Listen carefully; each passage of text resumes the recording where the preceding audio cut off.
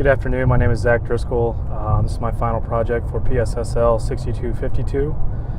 First of all, I just want to apologize for the road noise. I'm on my way to respond to an emergency incident in the Louisiana area due to the ongoing flooding currently happening.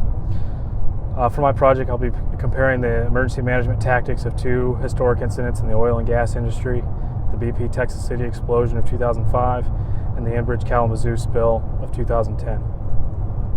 On March 23, 2005, at 1:20 p.m., the BP Texas City refinery underwent one of the worst industrial disasters in recent U.S. history, caused by an explosion in the blowdown drum and the ensuing fires, which killed 15 people and injured 180.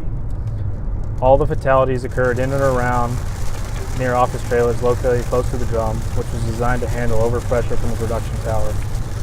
The County Emergency Management Office issued a shelter-in-place order that required 43,000 people to remain indoors.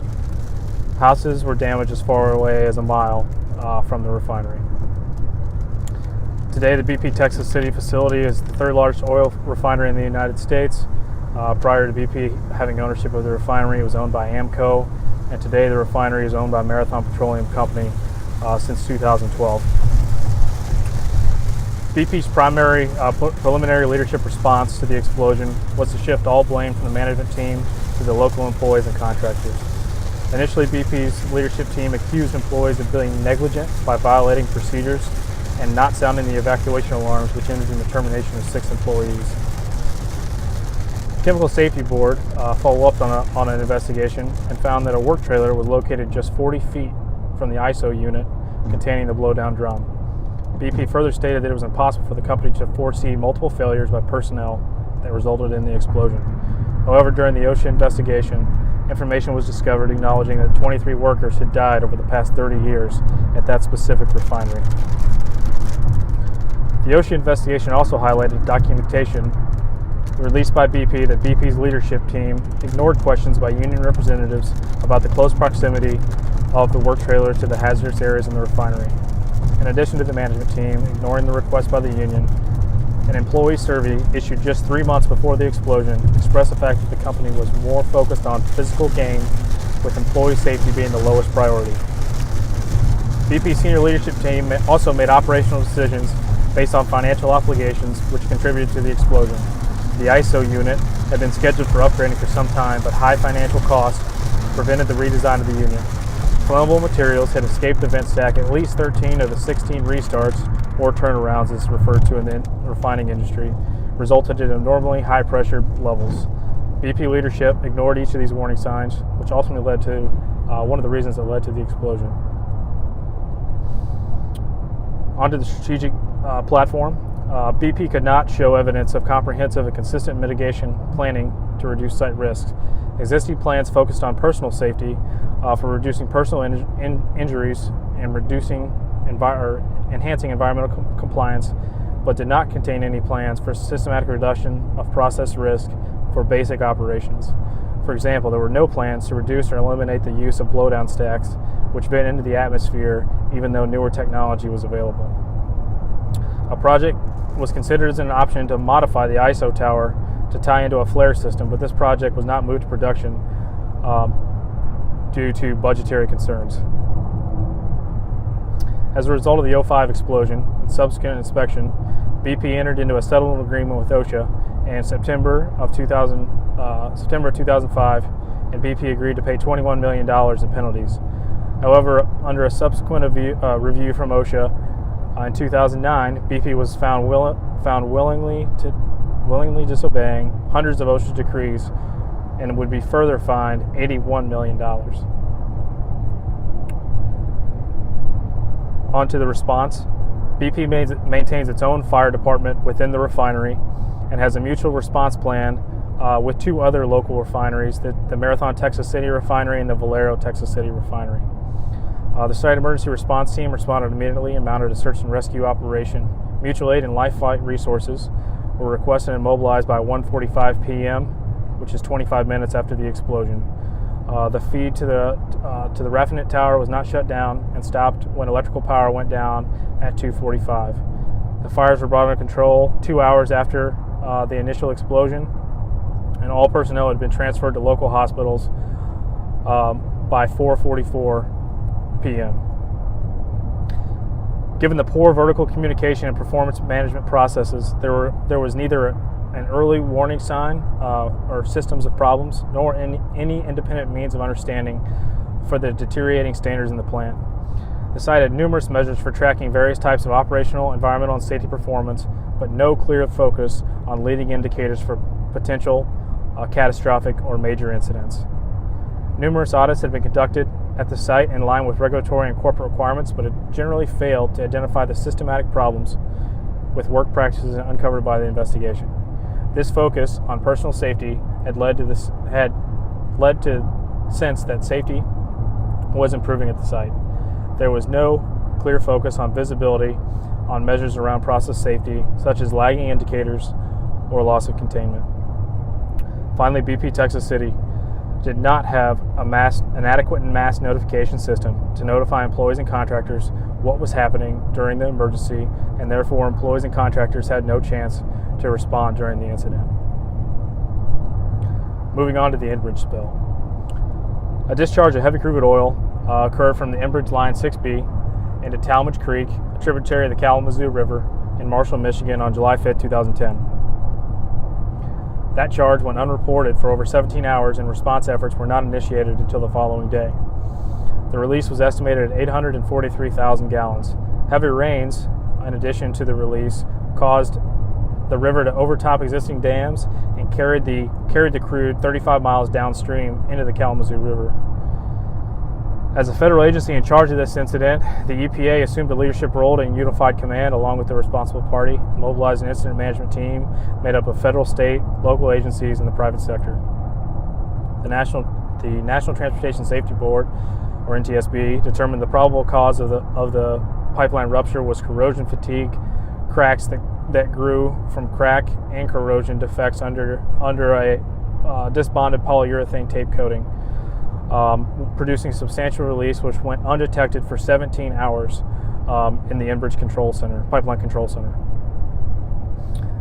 According to NTSB, the following three items led to that release: deficient integrity management procedures for the pipeline, inadequate training of control center personnel, which allowed the rupture to remain undetected for 17 hours through 2 startups of the pipeline, as well as insufficient public awareness and education, which allowed the release to continue for nearly 14 hours after the initial notification of a odor was notified to local responders. During the response, EPA issued several orders to Enbridge directing them to conduct specific work activities. These orders consolidated and formalized the work initiated under the first few days of the emergency response and lasted until Unified Command was disbanded and the EPA released the site to the responsible party. These directives included contain and recover all spilled oil, remove the contaminated soil, restore the source area where the spill originated, assess and implement cleanup plans for the downstream impacted areas of the spill. In order to manage the vast 40 miles of contaminated river and river bank, the EPA divided the site into geographical boundaries, including 5 different divisions to manage from a geographical perspective. One of the issues with Enbridge's strategic platform was Enbridge facility response plans that were meant to ensure sufficient training and a sufficient response to this type of incident were completely ineffective. The first responders to the oil spill were 4 Enbridge employees from a local pipeline maintenance shop in Marshall, Michigan. Their efforts were focused downstream along Talmadge Creek rather than the immediate area of the rupture. The first responders neglected to use the culverts along Talmadge Creek to minimize the spread of oil, and deployed the wrong boom for the fast-flowing waters due to the flood stages. Finally, the oil spill response contractors, or OSROs, identified an Enbridge facility response plan were unable to immediately deploy to the rupture site and were over 10 hours away, which is well over the required response time from the U.S. Coast Guard. The response organization did, however, embrace safety and maintain a daily focus on events. Situational awareness was a cornerstone of the safety program, and workers understood the task to be done, the hazards associated with the task, and we're aware of predictive, protective, and corrective measures to take to keep workers safe during the response. Communications regarding public health were issued almost immediately during the response, including press releases, advisories, no contact orders, medical information sheets to residents and physicians. In addition, Enbridge maintained a database of residents within 200 feet of the affected area, from the source area to the containment area. These residents were informed of basic information on how to deal with the discharge, contact phone numbers, and shelter information. Community meetings were held periodically to inform the public on progress of the response and address citizens concerned. Timely communications from the Public Affairs Department and the public health agencies were key to the initial weeks of the response to manage the crisis communication portion of this response. According to Bernstein's 10 Steps of Crisis Communication, it is absolutely essential pre-crisis to establish notification systems that will allow you to rapidly reach your stakeholders using multiple modalities. The Virginia Tech campus shooting catastrophe, where email was the sole means of alerting students initially, proves that using any single modality can make a crisis worse. Enbridge effectively communicated during the response to all affected areas. For example, Enbridge consistently developed answers to frequently asked questions along with contact information for all their community involvement coordinators and posted those to publicly facing websites, as well as added them to commercials that ran in the affected area. Just as James Burke, CEO of Johnson & Johnson, did during the Tylenol crisis, Patrick Daniel, the CEO of Enbridge, realized that the Enbridge brand must be preserved throughout the crisis. Enbridge is still an operator of many pipelines through Region 5, including one crude pipeline that goes through the Straits of Mackinac in northern Michigan. After that event, Enbridge has agreed to spend at least $110 million on a series of measures to prevent spills and improve operations in its nearly 2,000 miles of pipeline system in the Great Lakes region.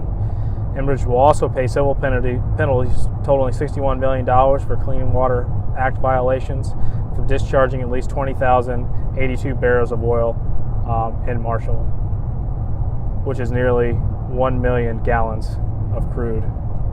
Enbridge, under the direction of the EPA, effectively managed the response operations and communications. In turn, the settlement did not require the closure of other pipelines running through the same region. Enbridge, under the direction of the EPA, handled the crisis response much more effectively than BP did during the Texas City explosion. Enbridge made a point to have employee safety and responder safety as a primary priority of their operations in response. BP not only failed in this aspect, they were fined years later for failing to implement procedures mandated by OSHA after the 2005 incident in the OSHA decrees. Examples of BP's deficient leadership at Texas City included managers not following or ensuing enforcement of policies and procedures, responding ineffectively to a series of reports detailing critical process safety problems, and focusing on budget-cutting goals that compromise safety. Enbridge's response to the spill, both operationally and through effective communication, preserved their brand within the industry. BP's response was criticized for being ineffective and was further complicated by Deepwater Horizon years later. BP has since expressed moving out of the downstream business in the United States. Thank you.